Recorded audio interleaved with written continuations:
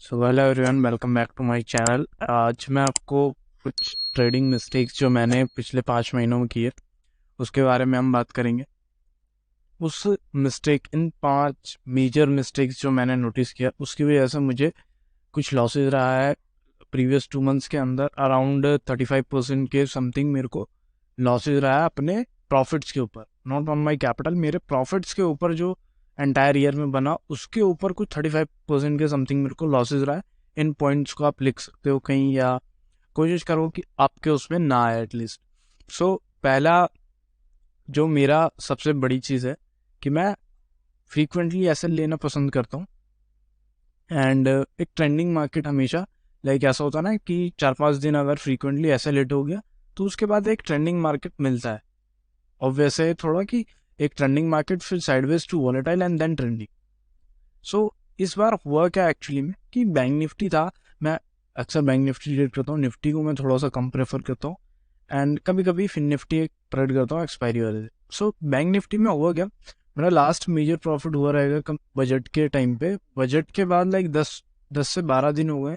वो बजट का जो टॉप है और जो बॉटम है उसी के अंदर ऑलमोस्ट 10 से 12 कैंडल बनी है। और बहुत ज़्यादा मतलब वॉलेटाइल रहा मार्केट, बहुत ज़्यादा साइडवेज रहा, एक टाइट रेंज के अंदर रहा। उसकी वजह से क्या हो रहा था कि वो एक ट्रेंडिंग मार्केट मिला नहीं मेरे को। और मैं डेली एक्सपेक्ट कर रहा था कि at least like 2 to 3 days budget के 2-3 दिन बाद तो मैंने एक्सपेक्ट नहीं किया, लेकिन उसके हर दिन बाद मैंने यही एक्सपेक्ट किया कि एक ट्रेंडिंग मार्केट मिलेगा 300-400 पॉइंट का, 300-400 पॉइंट का मिलेगा, सपोर्ट टूटेगा, रेजिस्टेंस टूटेगा। और ये करके मैं होप में लाइक सपोर्ट मेरा क्या रहता है कि मैं ब्रेकआउट से पहले बाय करना पसंद करता हूँ। एंड जब वो ब्रेकआउट होने के बाद रीटेस्ट करके फिर से क्रॉस करना स्टार्ट करता है तो फिर मैं ऐड ऑन करना स्टार्ट करता हूँ उसके अंदर क्वांटिटी, और ताकि मैं बड़ा क्वांटिटी के साथ प्ले कर सकूँ अगर वो रियल ब्रेकआउट है तो प्रॉफिट को मैक्सिमाइज करने के लिए। और इससे होता क्या है, स्टॉप लॉस छोटा हो जाता है। सो ये चीज़ें हुई नहीं मार्केट।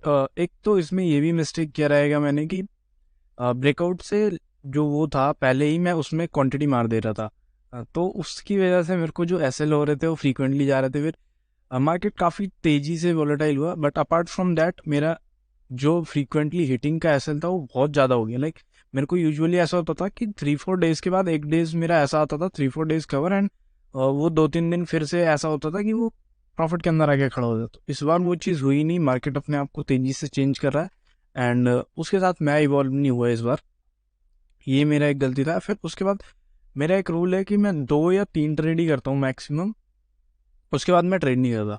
मॉर्निंग सेशन को मैं प्रेफर करता हूँ ज़्यादा ट्रेड करना, इवनिंग का कम करता हूँ। इस बार मैंने क्या किया, लास्ट 2 मंथ्स के अंदर मैंने नोटिस किया मेरे बहुत ज़्यादा ओवर ट्रेडिंग हुआ है कुछ कुछ दिनों पे, जिसकी वजह से चार्जेस बहुत ज़्यादा जनरेट हुआ है। एंड मल्टीपल ट्रेड्स की वजह से ना कहीं भी हम प्रॉफिटेबल नहीं हो पाते। क्यों? क्योंकि भाई उसमें चार्जेस एंड, और मैं तो इतना मनी में ट्रेड करता हूँ तो मेरे को एसटीटी और वो ज़्यादा लगता है क्योंकि वो प्रीमियम बड़ा होता है। तो वहाँ से मेरे को ब्रोकरेज और ये सारी चार्जेस का दिक्कत हो जाती है। सो ये एक मेरा दूसरा मिस्टेक ये रहा। एंड थर्ड मिस्टेक मैंने किया, मैंने अपने प्लान्स कभी कभी फॉलो नहीं किए। मॉर्निंग में लाइक मैंने प्लान किया है कि आज मार्केट साइडवेज है एंड थोड़ा लाइट क्वांटिटी लेंगे, बट थोड़ा बहुत पॉइंट्स दिखा मुझे M2M में आ गया है तो मैंने क्वांटिटी फिर से मार दिया। तो वो क्वांटिटी क्या हुआ कि वो फिर से जाके एसेलेट हो गया और उसके चक्कर में वो फिर लॉसेस में डे क्लोज हुआ। फिर उसके बाद रिवेंज ट्रेडिंग हो गई एंड ऑल, ये सारी चीज़ें हो गई। फिर लीडर ऑन डेज में जो मेरी तीसरी बड़ी मिस्टेक रही वो रही इमोशनल ट्रेड, इमोशनल डिसीजन लिए मैंने।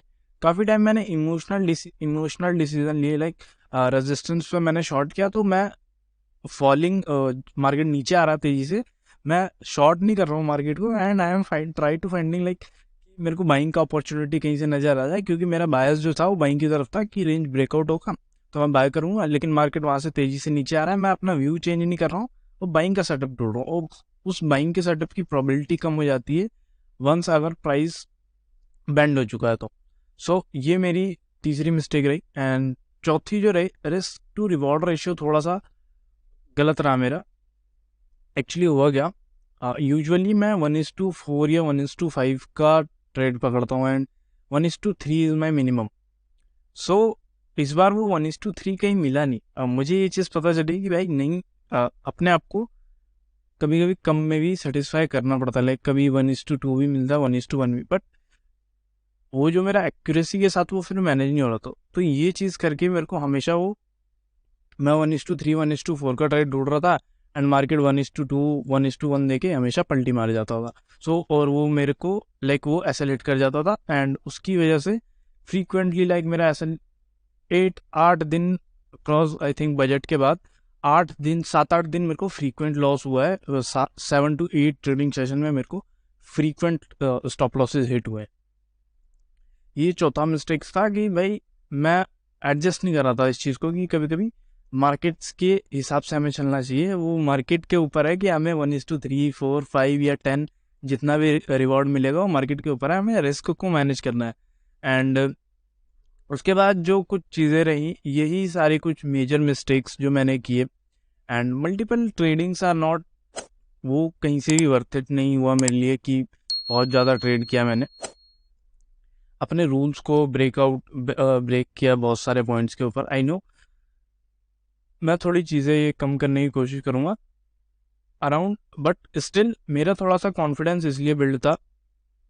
नेट टू नेट में मेरा ईयर प्रॉफिटेबल था, स्टिल अभी भी प्रॉफिटेबल है, बट वो जो प्रॉफिट का एक पीक पॉइंट था वहाँ से कुछ 35% के समथिंग का ड्रॉडाउन है। सो इस चीज़ की वजह से थोड़ा सा वो है अभी वो कहता है ना, प्रॉफिट्स आने के बाद वो एक अलग साइकोलॉजी में ट्रेडर चला जाता है, एक इमोशनल चीज़ें करने लग जाता है, अपने आप को अश्वत्थामा समझ लेता है या कुछ भी, जो भाई मैं ही हूँ सब कुछ। तो वो वाला चीज़ रहा एंड इन्हीं की वजह से कुछ मिस्टेक्स एक्चुअली। आप अगर देखोगे 2021 का फर्स्ट हाफ काफ़ी ट्रेंडिंग था और 2022 का जो फर्स्ट क्वार्टर था वहाँ पे बहुत ट्रेंडिंग था, वहाँ पे काफ़ी अच्छा डिसेंट पैसा बना। देन उसके बाद 2-3 महीने साइडवेज हो गया था मार्केट, तो वहाँ पे थोड़ा सा ड्रॉडाउन रहा, बट इतना नहीं हुआ था। लाइक ठीक है, होता था जाता था, इतना ड्रॉडाउन इतना बड़ा लाइक 35% तक का ड्रॉडाउन नहीं आया था वहाँ पे।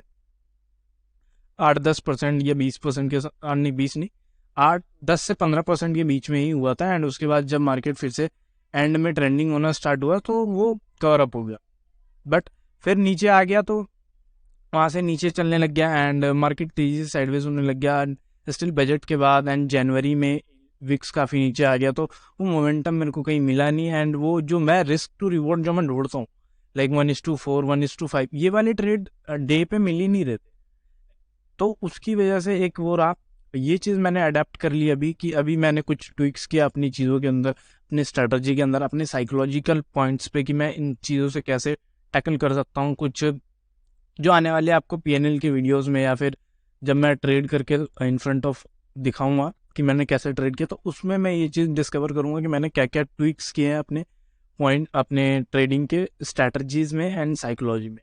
एंड थोड़ा सा मैंने जो मार्केट को ऑब्जर्व किया, दे आर फ्रीक्वेंटली लाइक जो एक प्राइस एक्शन होता है उसको डिस्टर्ब करके चल रहा है मार्केट, ताकि चीज़ें लाइक स्टॉप लॉसेज ज़्यादा हिट हो रहे हैं, but it's okay, it's part of game है। सो इस वीडियो के लिए इतना ही। Thanks for watching. I hope आपको कुछ चीज़ें सीखने को मिली होगी, तो लाइक शेयर एंड सब्सक्राइब कर देना। या this is it for this video.